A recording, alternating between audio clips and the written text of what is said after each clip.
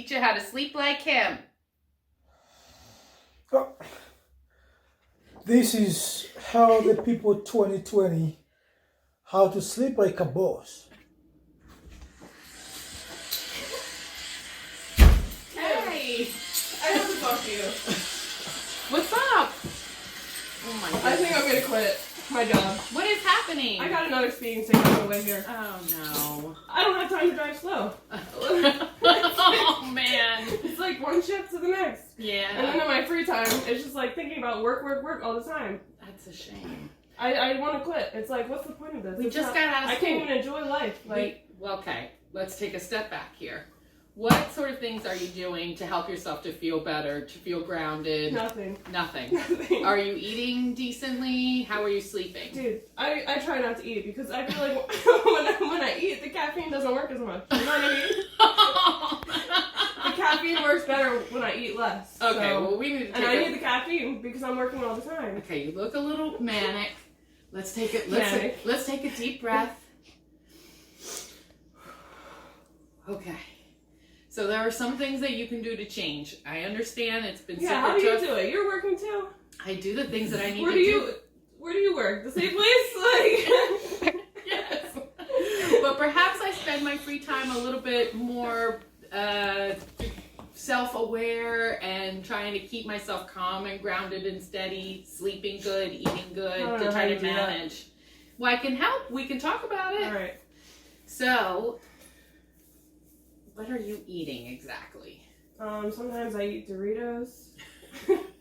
It's all caffeine Pizza. and fast food. Yeah, you know. Well, those are some Because changes you I'm can just make. going through life pretty fast. Yeah. So that's what I can grab. Whatever I can grab.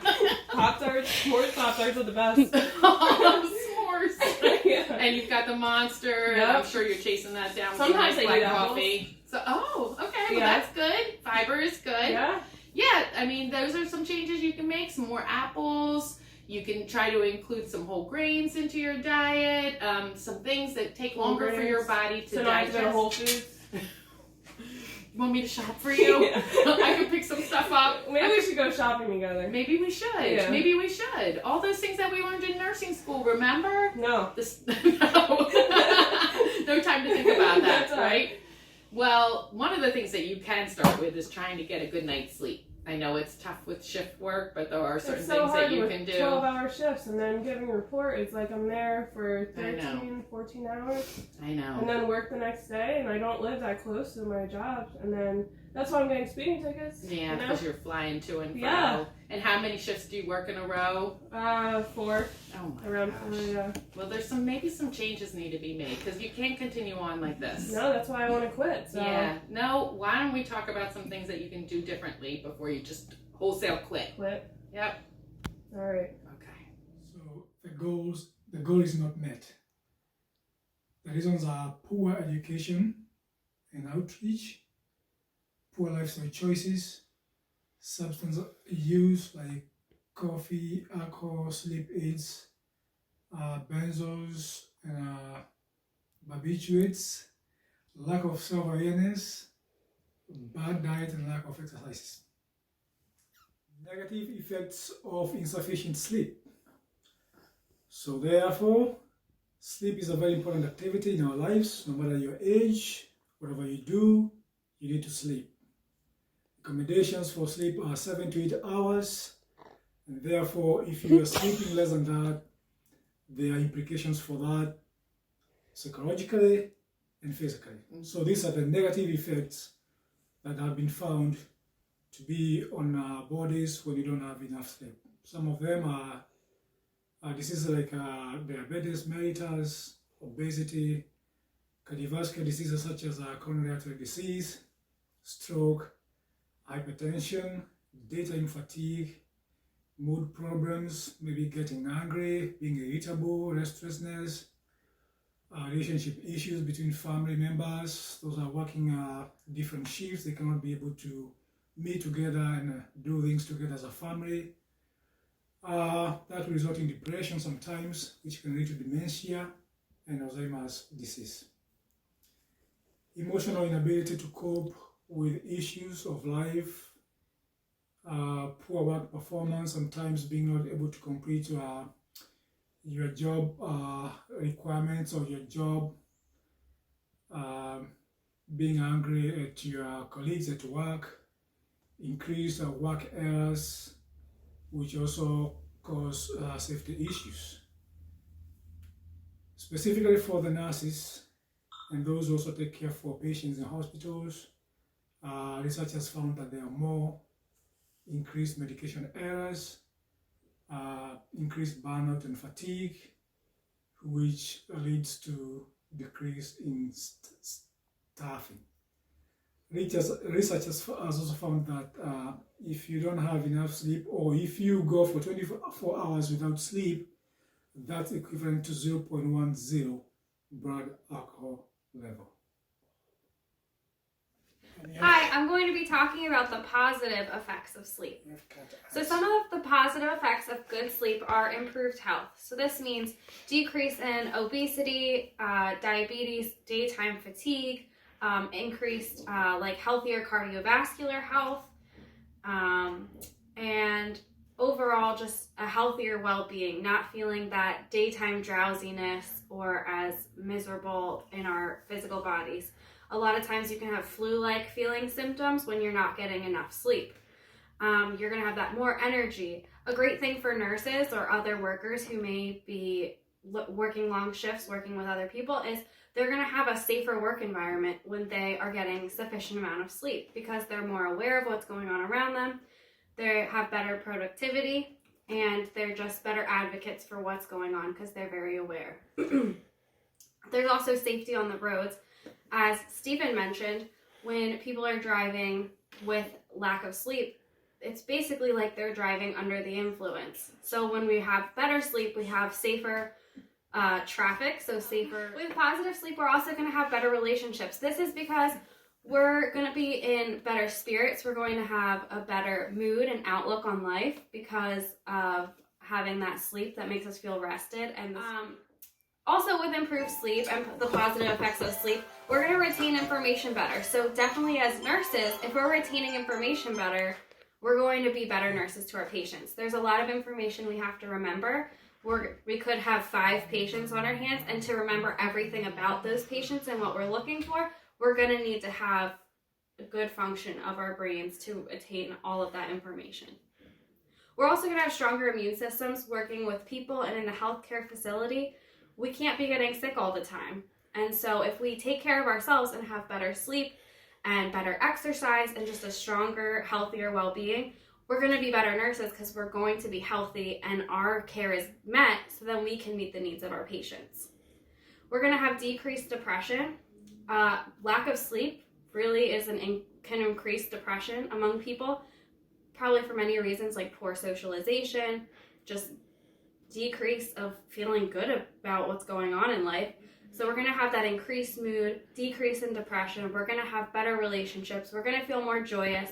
We're going to be better at caring for people, either in our lives when we're out of work, when we're in work.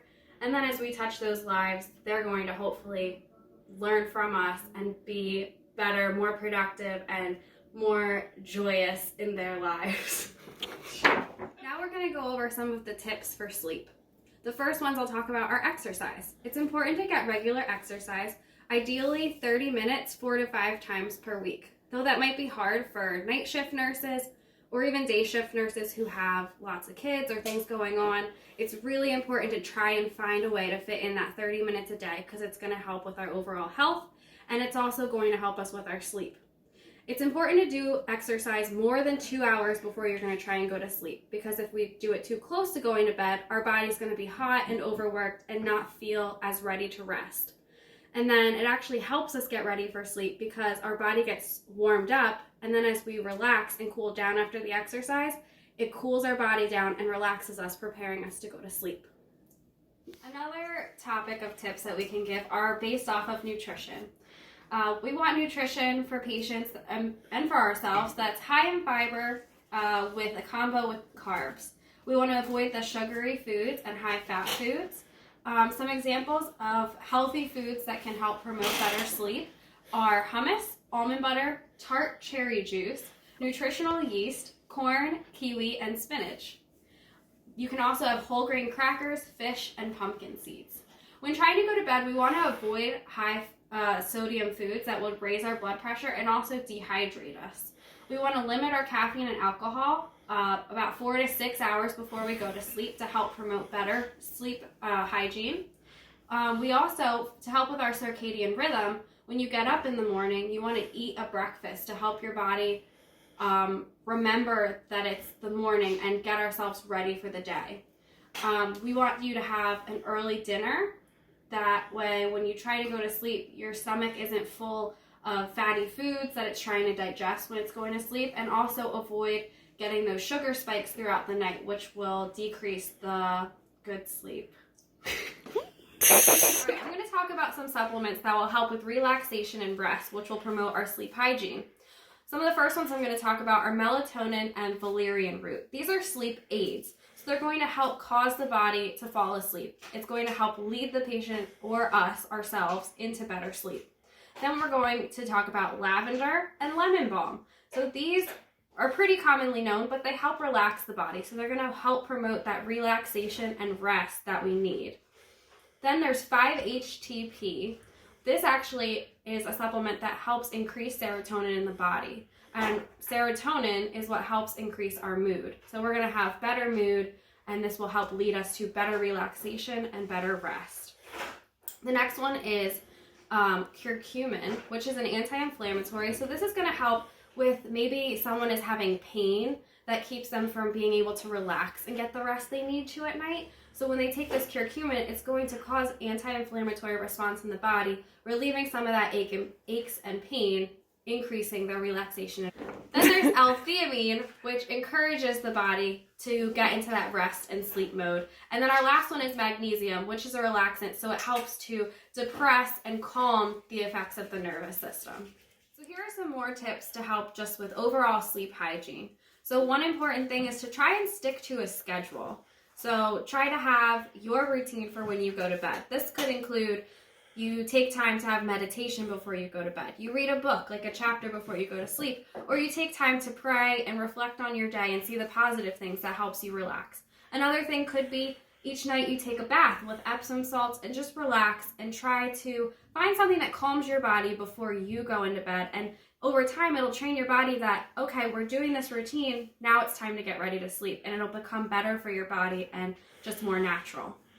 Some other things are you need to exercise daily, which we talked about a little bit earlier, but not right before bed, like we said. That can't be what is in your nighttime routine, that right before bed you exercise. That's going to mess up your sleep hygiene. We're also going to want you to have a dark, quiet, and cool environment. You don't want anything disturbing you. In our country today, we have screens, we have all our phones, and really those bright lights are keeping us from getting a restful night's sleep. So we need to put the screens away. You could put your phone in another room, or just have it completely off and on Do Not Disturb so you're not tempted to look at it. And you really want to set that aside so you can set up that therapeutic environment for you to rest, that dark, cool, quiet environment.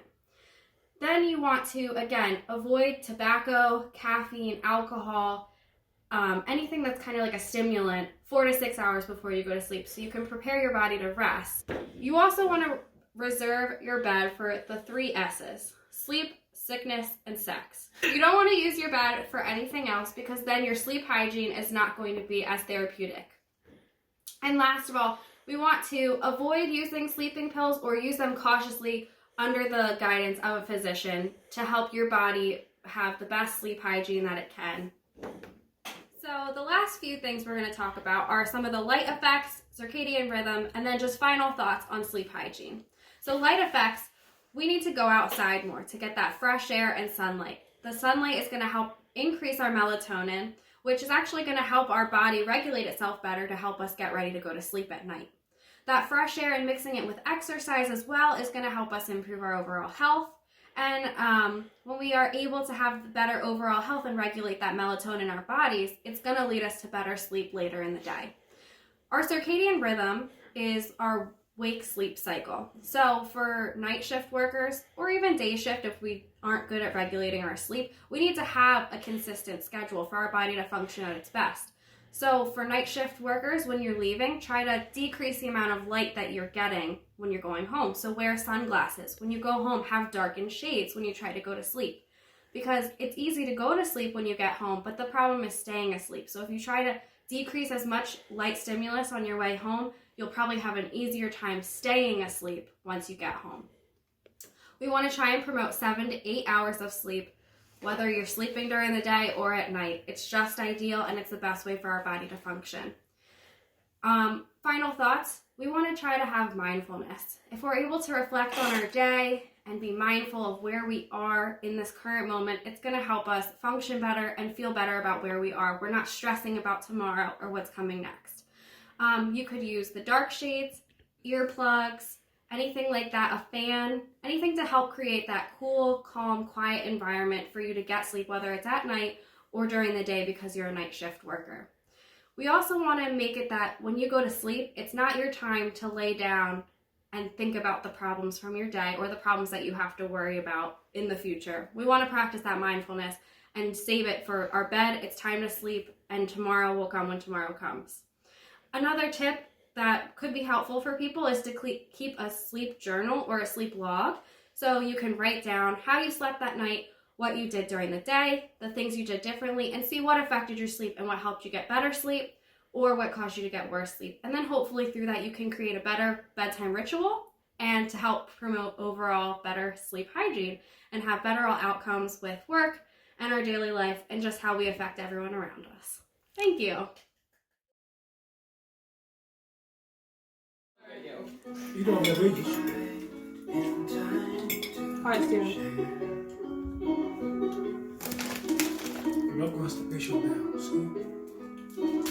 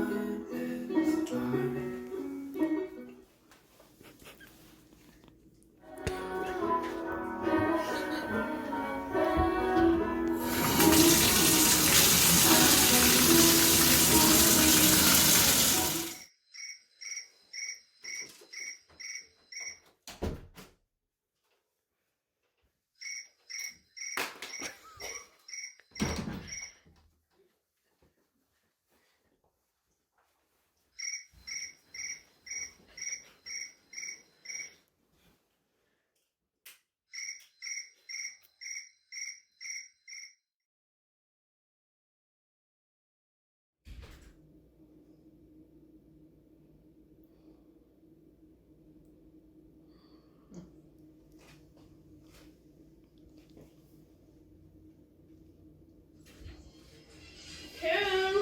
Hi! How's it going? It's going great. How are you? Good.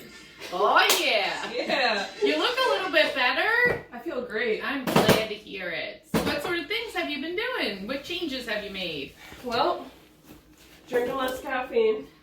That's a solid. Yeah. Yes. I talked to my manager and we worked out a better schedule for me. So I'm Awesome. not working as many back-to-back shifts. Oh, so good. Drinking more water. Yeah. Eating the whole grains. Mm-hmm. Doing some yoga. Some hummus. Some hummus. Oh yeah. Hummus. We know the I love hummus. hummus. Yep.